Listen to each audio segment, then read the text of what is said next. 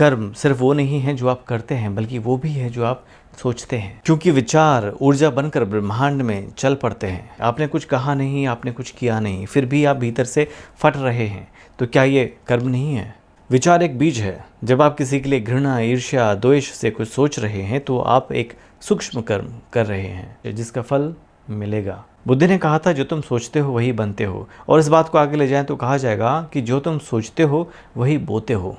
और वो सोच चाहे अनकही हो, ब्रह्मांड में गूंजती है। हर विचार एक लहर है जो सिर्फ आपके मन में नहीं उठती, आपके आसपास वाइब्रेशन बनकर ट्रेवल करती है। कभी किसी की ऊर्जा को छूती है तो कभी लौटकर आपको ही घेरती है। आपने कभी गहराई से सोचा है, कुछ लोग बोलते हुए भी शांतिपूर्ण लगते हैं और कुछ लोगों का मौन भी भारी होता है। क्योंकि कर्म आवाज से नहीं, विचार की दिशा से तय होता है। मन ही असली यज्ञशाला है। यहाँ जो तुम कर्म रोज करते हो वही तुम्हारा भाग्य बनता है। तो अगली बार कोई विचार उठे तो सोचना कि क्या मैं इस विचार से कोई शुभ कर्म कर रहा हूँ या नहीं। विचार केवल विचार नहीं है, वह दिशा है, कर्म है, भविष्य का निर्माण है। सोचना भी एक जिम्मेदारी है, इसलिए बी रिस्पॉन्सिबल।